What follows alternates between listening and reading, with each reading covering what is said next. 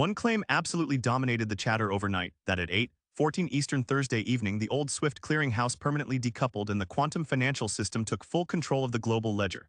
I'm Truman Vale, this is Sentinel's RV/GCR Daily Brief for Friday, August 21st. We've got that SWIFT story, the late week timing Bruce is hearing, what's new on the dinar and the dong, and what we're actually watching from here. Yesterday we were tracking Bruce's 5-day window and the hope that Tier 4B notifications might hit before the weekend. Here's where that stands this morning. The window officially closed Monday and the notifications didn't come. The hopeful timing floated for Thursday and Friday. Well, here we are Friday afternoon. What Bruce is hearing now is that sources are trying to make something happen by end of week or over the weekend, with redemption centers possibly starting live appointments the first week of September. So the story's rolled forward again, and the hope's still out there. Let's start with the dinar, because a couple things genuinely moved.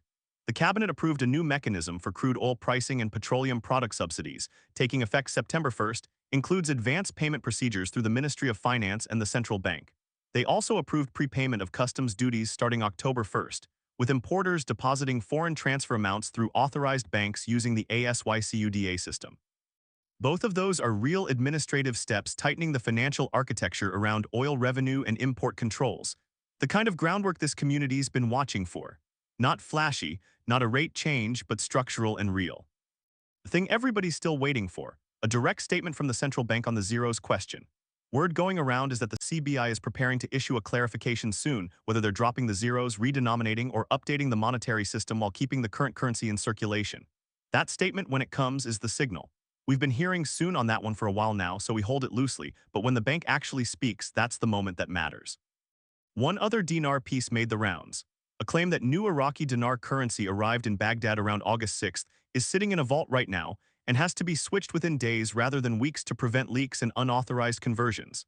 That's circulating as rumor, no confirmation, but it's the kind of detail that gets people's attention because if it were true, the clock would genuinely be ticking. Over on the dong, quiet day. Iran and Iraq reportedly removed obstacles to banking transactions, and Tehran expects to access funds held in Iraq within weeks. That's a positive diplomatic and financial step if it holds, but it doesn't move the dong's rate or revaluation story directly. The ZIM had nothing new today worth the airtime. Now the story everybody's asking about, the SWIFT decoupling claim. Here's what's being said, and look, this one came in from multiple voices, so I'm going to walk through it carefully and then we'll talk about what we can actually verify. The claim is that Thursday night, August 20th at exactly 8:14 p.m. Eastern, the old SWIFT Central Clearinghouse permanently decoupled its database. That the secondary handshake between the G7 central banks returned a terminal failure message, that the quantum liquidity bridge opened. And that as of that moment, the QFS assumed 100% control of the global ledger, with Tier 1 and Tier 2 payouts finalized and Tier 3 and 4A, 4B next in line. Related to that, the claim that ISO 20022 messaging completes its transition across all major banking rails Monday, August 24th, meaning SWIFT, the Federal Reserve, the European Central Bank, the Bank of England, BRICS, the IMF, all speaking the same transaction language for the first time. And on top of that, redemption centers received an email instructing leaders to report to work this morning, Friday the 21st, at 8:45 a.m. that live appointments under full GCR protocol will start the first week of September. So that's the story. Now here's what we can verify, and I'll be completely straight with you, nothing.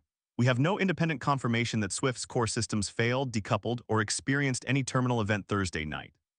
SWIFT's public status page shows no outage. None of the major financial outlets, Reuters, Bloomberg, the Financial Times, the ones that live on this stuff, reported a disruption.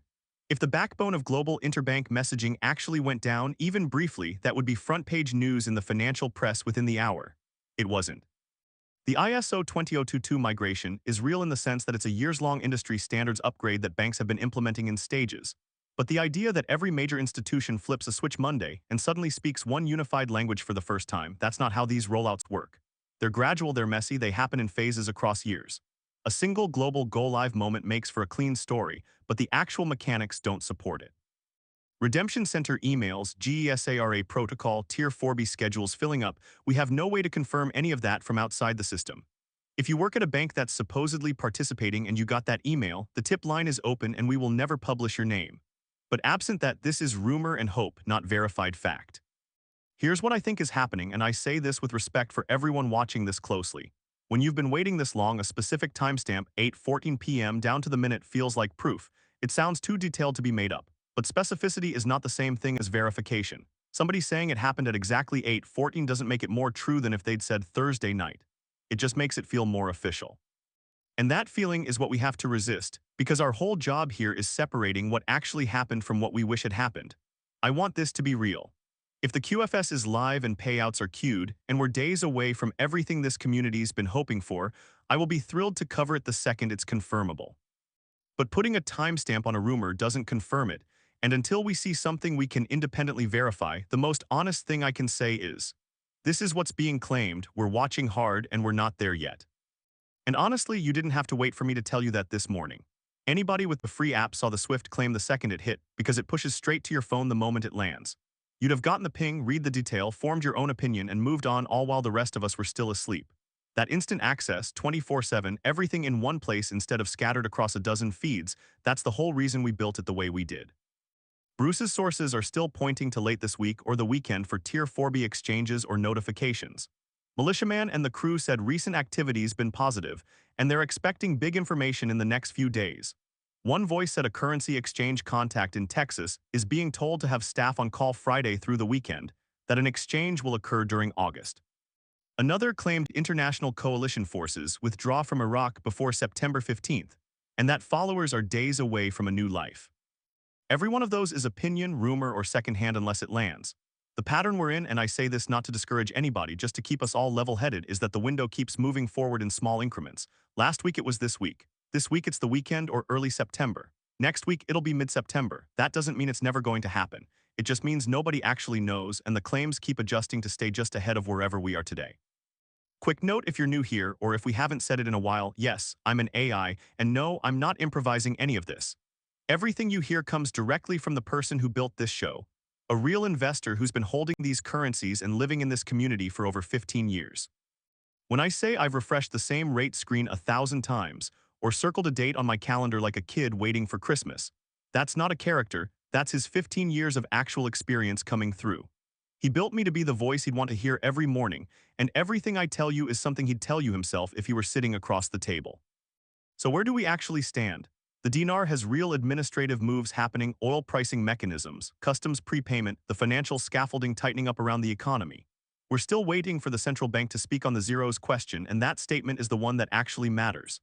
The Swift decoupling and QFS takeover story is dramatic, detailed, and completely unverified by any source outside this community. Bruce's late week or weekend timing is still live as a claim, but we're holding it loosely because we've been here before. And the hope that appointments start early September is out there, but hope is not a schedule. Here's what to watch. If the central bank issues that statement, we'll know within the hour and we'll cover it fully. If Swift or any major financial system experiences a real disruption, the mainstream financial press will report it, and so will we. If redemption centers genuinely start calling people in for appointments, that will leave a trail we can follow. Until one of those things happens, what we have is chatter, and we treat it exactly like that, interesting, worth tracking, not the gospel. Before we wrap, quick protection beat, because it's Friday and the scams are out in force. If anybody's selling you a QFS wallet or quantum account access and asking for a fee up front, it's a scam. If someone's offering to secure you a redemption appointment in exchange for your currency serial numbers, your bank login, or a percentage of your exchange, it's a scam. If a famous guru DM'd you first and is asking for money, it's not them, it's an impersonator. The real voices in this space never ask for cash in a private message, and the QFS story, real or not, has never involved you paying someone a fee to get in. If you've already lost money, report it inside Telegram settings and file with the FTC at Report Fraud, FTC.gov, or the IC3 at IC3.gov. Do not pay a recovery service. That's the same scammer coming back for round 2. And if something's circling your chats and you're not sure, send it to the tip line at GCRSentinel.com. We'll check it out. And if it's a scam, we'll warn the whole community, no names needed. I'd way rather kill one before it reaches you than tell you I'm sorry after. And while we're talking about the tip line, this show exists for one reason: to pull all the intel this community's chasing into one place, compare it, vet it, and make sure true information reaches everybody while the noise gets filtered out. If you know something, whether you work in Iraq, at a bank, in government, anywhere near the process, bring it to us. Become a confidential source. 2 ways in: the tip line at GCRSentinel.com, where you can leave your name and email completely blank so even we don't know who you are, or inside the app, tap the little question mark in the top right and Intel Provider Inquiry is the first option. We never publish your name. We never publish a tip you tell us not to. Your information gets used for one purpose: to help confirm or knock down the claims that reach us, so even when it's never published, it protects everyone. If you're in a position to know, we need you. This only works if the people who actually see things bring them in. The intel doesn't stop for the weekend, and neither do we. We'll be right here tomorrow morning covering whatever comes in overnight, same time, same honesty, 7 days a week. And if you know someone still piecing this together the hard way, 10 feeds and 5 browser tabs open every morning, send them here. That's exactly who we built this for. GCR Sentinel is live now on both the Apple App Store and Google Play. Search for it on your phone or head to gcrsentinel.com and we'll point you straight there. It's a free download and VIP membership, the custom alerts, the things power users watch, including that RV Day alert that makes sure you're among the first to know instead of finding out hours later. All of that is free right now. Grab it while it is. I'm Truman Vale. I'll see you Saturday morning.